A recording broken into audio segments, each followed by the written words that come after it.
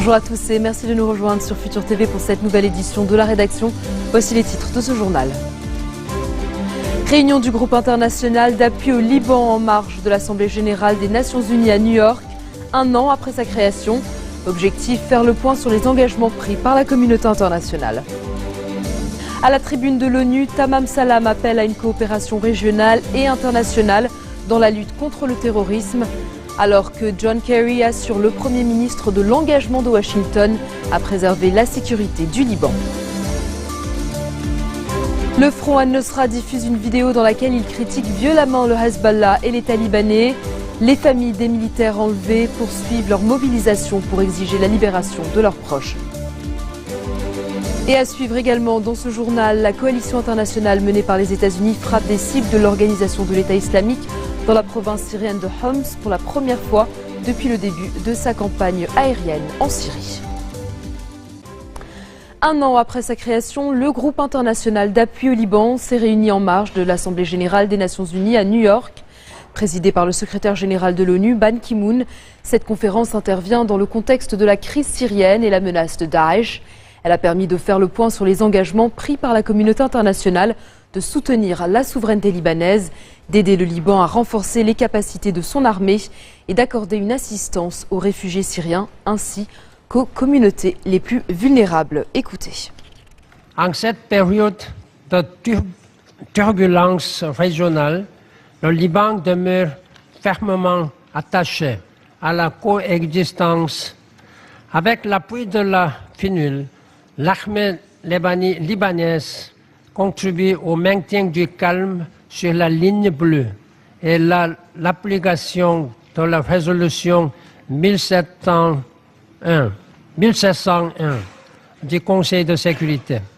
Mais elle doit faire face aux retombées de plus en plus marquées de la crise syrienne, notamment sous la forme d'attaques terroristes et d'actes de brutalité commis par des groupes extrémistes que nous condamnons. L'armée et les forces de sécurité libanaises s'acquittent de leurs tâches avec vigueur, mais il est urgent que leurs moyens soient renforcés. Il faut que nous continuions à agir sur le plan sécuritaire. Le Liban est en effet gravement menacé. Aux difficultés qui existaient déjà l'an dernier se surajoutent des difficultés nouvelles liées aux attaques du mouvement Daesh. Et il faut avoir à l'esprit que dans sa prétention à installer un califat, ce califat, si on le laissait prospérer, s'étendrait également au Liban. L'armée libanaise est le symbole de l'unité du Liban. C'est la raison pour laquelle il est si important qu'aboutisse rapidement l'initiative prise par l'Arabie saoudite et la France pour l'équipement de l'armée libanaise. Elle est en cours de finalisation. Elle représente une avancée sans précédent. Elle donnera aux forces armées libanaises les capacités de remplir efficacement leur mission de défense du territoire et de lutte contre le terrorisme. Et je veux saluer également la nouvelle offre de l'Arabie saoudite pour équiper l'armée et les forces de sécurité face à la menace djihadiste qui vient compléter la précédente. Deuxième élément qui vient d'être fort bien décrit, les nécessités humanitaires et économiques. Le Premier ministre libanais vient de nous dire que c'est un tiers de la population qui est d'origine syrienne. Je sais que cela signifie que le Liban est le pays du monde où la proportion de personnes venues du proche ailleurs est la plus importante. Et dès lors, il faut à la fois comprendre les difficultés immenses qui sont celles du Liban et essayer, notamment par des moyens financiers, de les aider. À cet égard, je veux saluer l'initiative de nos amis allemands d'organiser à la fin du mois d'octobre prochain à Berlin une réunion ministérielle sur les réfugiés syriens au Proche-Orient, qui, je l'espère, nous permettra de mobiliser encore davantage sur cette question.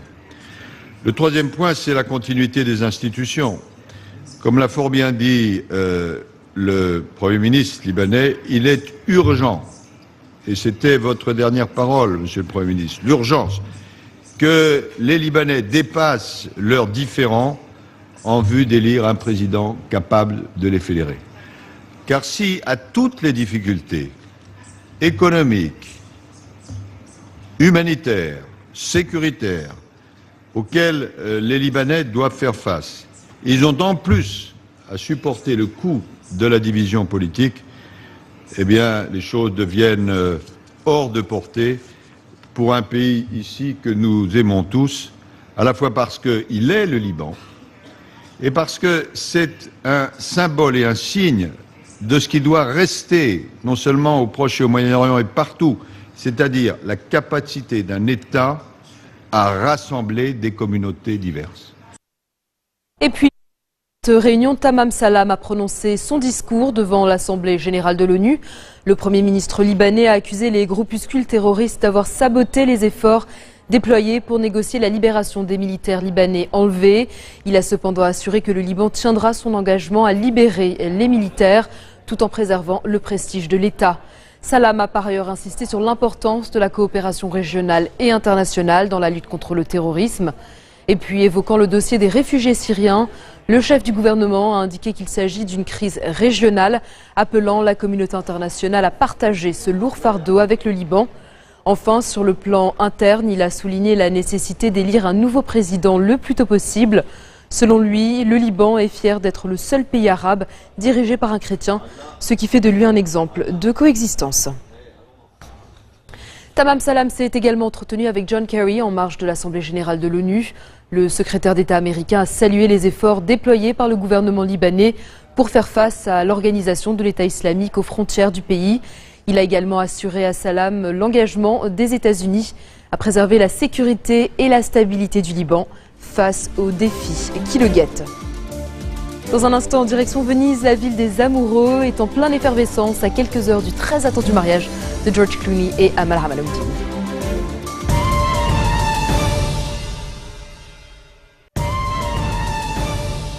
Retour sur le plateau de l'info du 1640. Le Front al-Nosra diffuse une nouvelle vidéo dans laquelle elle critique violemment le Hezbollah et l'État libanais. Dans l'enregistrement de 19 minutes, le chiffre 2 est mis en valeur en référence au second soldat que la branche syrienne d'Al-Qaïda menace de tuer, Ali Bazal. Al-Nosra avait annoncé il y a une dizaine de jours avoir tué par balle le soldat Mohamed Hamiyeh. Il détient avec l'organisation de l'État islamique une trentaine de soldats et agents des forces de sécurité intérieure enlevés lors des combats de Herzl début août. Ils exigent la libération d'islamistes détenus au Liban ainsi que le retrait du Hezbollah de Syrie.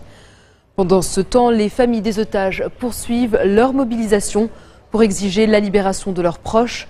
Elles ont bloqué ce samedi la route internationale reliant Tripoli à Beyrouth et ont détourné le trafic vers la route maritime. En tournée au Liban, la ministre française de la décentralisation et de la fonction publique, Maryse Lebranchu, s'est entretenue hier avec ses deux homologues libanais, à savoir Nehad El Machnouk, le ministre de l'Intérieur, et celui de la réforme administrative, Nabil Defrege. Un arrangement administratif entre Paris et Beyrouth a été signé au terme de cette rencontre. Objectif, établir un cadre de coopération bilatérale concernant la réforme administrative au sein des institutions libanaises. Il a également été question de décentralisation administrative. Maryse Lebranchu a accordé à notre rédaction un entretien exclusif. On l'écoute. C'est un accord qui porte sur la formation des personnels, la modernisation de l'action publique. Et moi, je crois beaucoup à l'action publique, à la puissance publique, et je pense que pour qu'elle soit efficace et moderne, il faut effectivement bien former les personnels. Ce que nous faisons en France, ce n'est pas facile à faire, et donc nous avons passé accord pour échanger sur nos méthodes, à la fois de formation initiale, de formation continue, de management, de gestion des dépenses publiques, etc. Donc un certain nombre de bonnes idées pour le 21e siècle.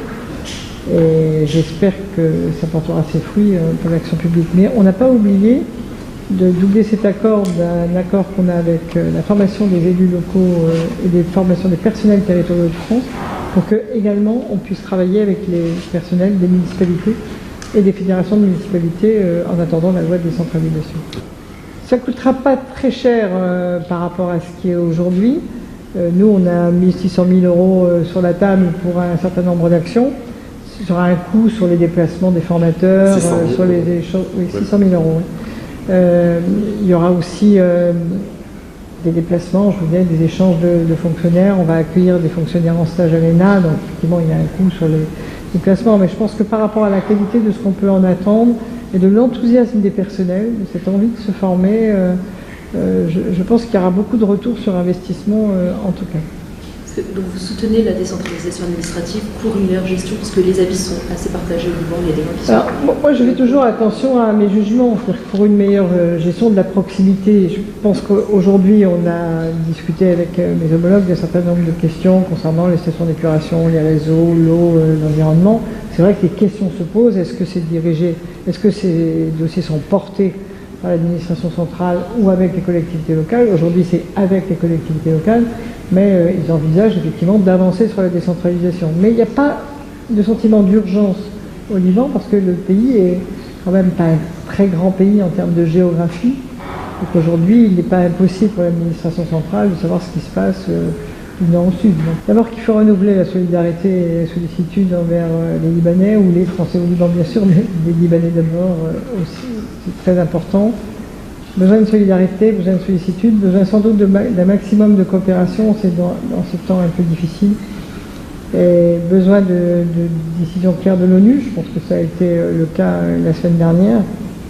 Mais aussi peut-être, et ça c'est pour le travail que nous faisons en France, une meilleure conscience de ce qu'on doit faire pour le Liban au niveau de l'Europe tout entière. Il y a des fonds structurels qui sont disponibles. On pense que le Liban doit être une destination prioritaire dans la coopération avec les collectivités ou avec l'État.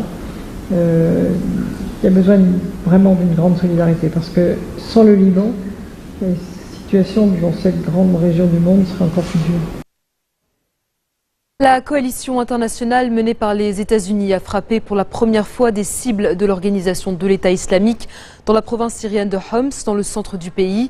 Les raids ont visé des camps d'entraînement djihadistes et des bases dans la province de Raqqa, puis à l'est, considérées comme le fief de l'EI. De nouveaux alliés ont par ailleurs rejoint la coalition franco-américaine contre l'État islamique en Irak. Le Royaume-Uni, le Danemark et la Belgique ont en effet annoncé qu'ils enverraient prochainement des avions de combat. L'Australie et les Pays-Bas ont emboîté le pas en début de semaine. L'acteur américain George Clooney et l'avocate britannique d'origine libanaise Amal Alameddine sont arrivés à Venise où ils vont célébrer leur mariage dans les prochaines heures. Il n'y a pour l'instant aucune précision sur la date ni sur l'heure exacte de la cérémonie. L'acteur, âgé de 53 ans, avait promis de ne jamais se remarier après un divorce en 1993. C'est la fin de ce journal. Tout de suite le rappel des titres qui ont marqué l'actualité de cette journée. Réunion du groupe international d'appui au Liban en marge de l'Assemblée générale des Nations unies à New York, un an après sa création. Objectif, faire le point sur les engagements pris par la communauté internationale. À la tribune de l'ONU, Tamam Salam appelle à une coopération régionale et internationale dans la lutte contre le terrorisme, alors que John Kerry assure le Premier ministre de l'engagement de Washington à préserver la sécurité du Liban. Le Front al-Nosra diffuse une vidéo dans laquelle il critique violemment le Hezbollah et l'État libanais. Les familles des militaires enlevés poursuivent leur mobilisation pour exiger la libération de leurs proches. Et puis la coalition internationale menée par les États-Unis frappe des cibles de l'organisation de l'État islamique dans la province syrienne de Homs pour la première fois depuis le début de sa campagne aérienne en Syrie.